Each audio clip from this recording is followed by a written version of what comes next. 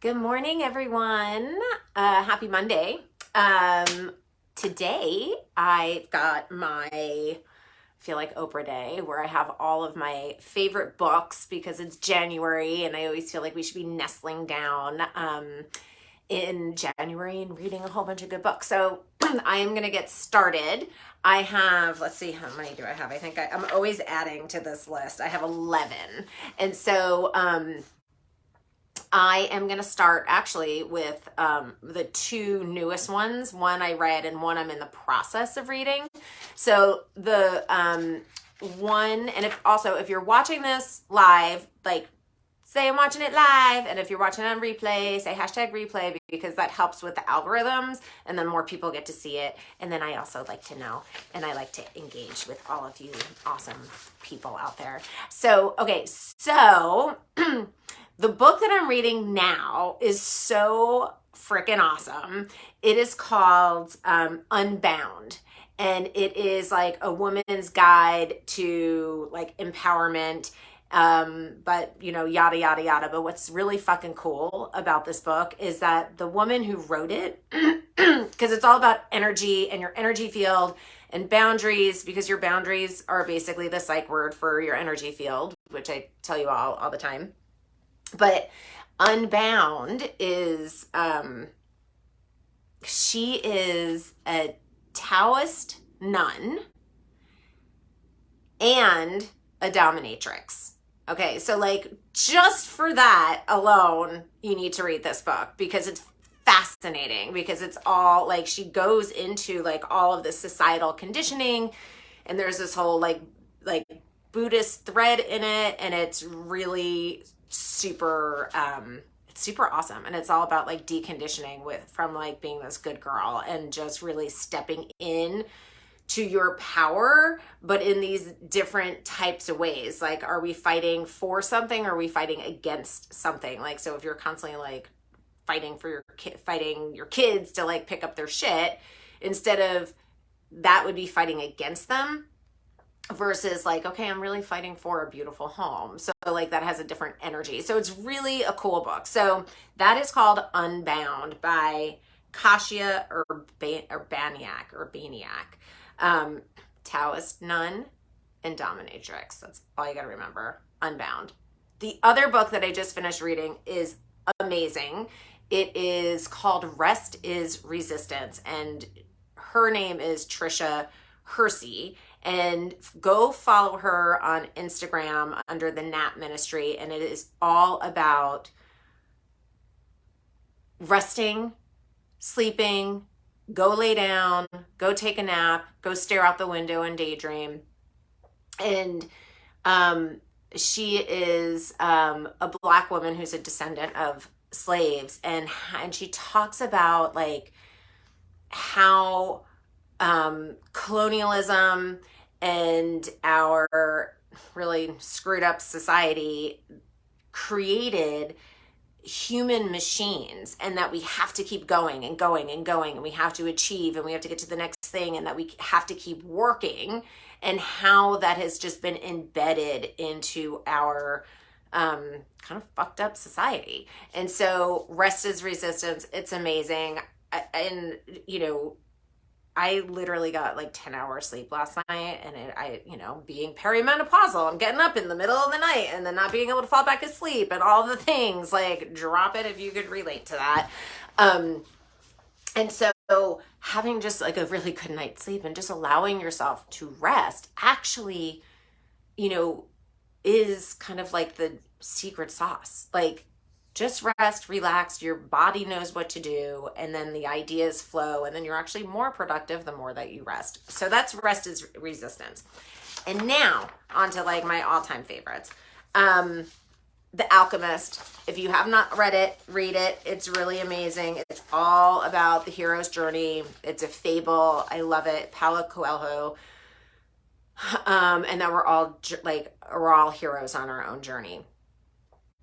The Empath Survival Guide for all of you deep feelers, even the ones who are just like, I don't know. Like, I just did all this research with a bunch of you guys, and like a lot of you were like, I don't even know if I'm actually really an empath, but I'm a deep feeler. So like you, which is kind of the same thing. If you are a deep feeler or if you identify as an empath, go get this book ASAP. It is a game changer. Judith Orloff. It talks all about like, just really taking care of that sensitive soul that you are and learning how to manage our world as a deep feeler. And okay, The Power of Now, Eckhart Tolle. Again, these are like my go-to books that I have on my bookshelf where I'm just kind of like, I just need to pull it out and just like read a passage in it. And The Power of Now is all about suffering and how time is suffering. And so if you were constantly living in the past, you are going to create like grief and remorse and depression and coulda, woulda, shouldas, versus if you are constantly future tripping, you are going to be like anxious and worried and all the things. Hey, Ashley. Hi, Teresa. Little things are popping up.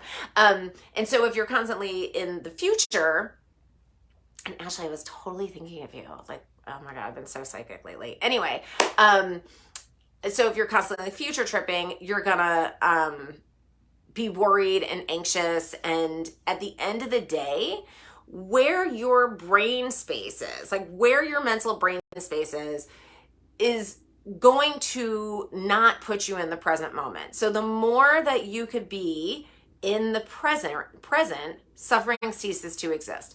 Suffering, like you could be like going through a major grief bomb or whatever, or major life change. And in that moment, you might be on the floor crying, but you are present in that moment, okay? It is when your mind goes this way or that way that you create the suffering, okay? Amazing book.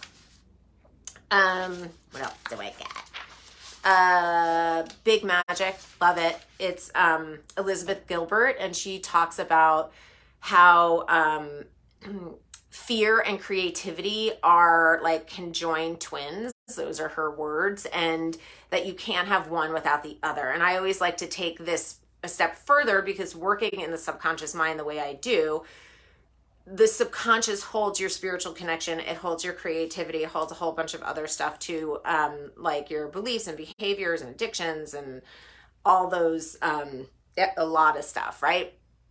So fear and spirituality kind of go hand in hand too. So when you kind of lean into that fear, whether it's to heal core wounds or, getting on stage and giving a presentation, when you lean into it, that creativity and that spiritual connection start to align, and it puts you into your flow, and it also helps you navigate what your soul's purpose is. Because as I always say, your wounds are your portal back to your soul. So the more that you could go into that portal and heal that wound, you will see your life patterns, and you will understand what your soul's purpose is to be this person in this lifetime having this experience.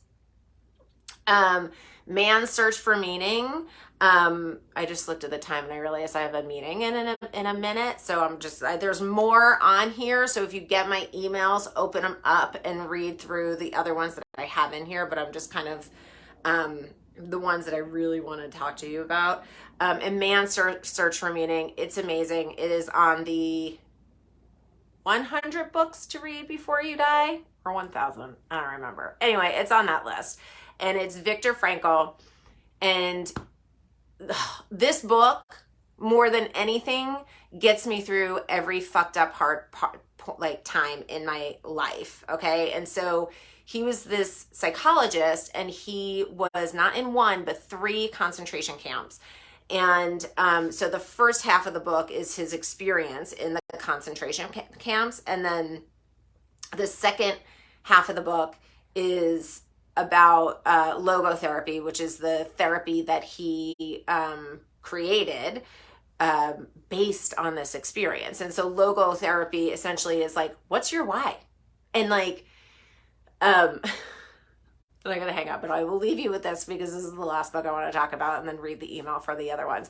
I was like rereading this book after Jack died, and I was just like, I was telling Rob, my husband, for those of you who don't know him, but I feel like you all do.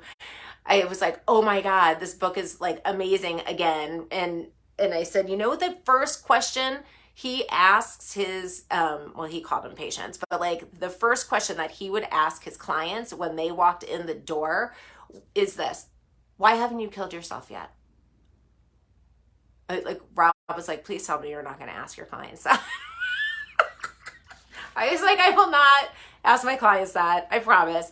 But that he would ask that question because it drives the why. Why are you still here? Why are you still alive? What is driving you? Maybe it's your kids, maybe it's your life purpose. Like, I mean, it's not really your life purpose. I mean, it is, but like if you're on that brink and you don't know that, like, because what happens is, like, when you have major shit happen to you, that is a spiritual awakening. And we have to start looking at these traumas that are made to heal or created for you to heal as your spiritual awakening.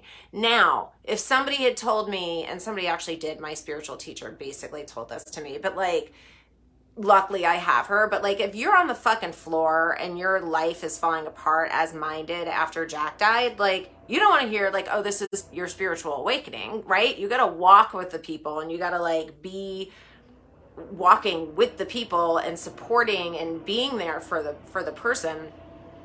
But now reflecting back, I am 100% clear that that was a spiritual awakening for me. So when we have shit happen to us, know that it is part of our journey so that we can awaken. And so this is essentially what Man's Search for Meaning is. I would love to hear from you. If you've read these books, drop them. If you have other self-growth books that have changed your life, drop them under here, and so other people can see them. And that's it. I gotta roll because I'm now 3 minutes late for a meeting. Mwah. Bye.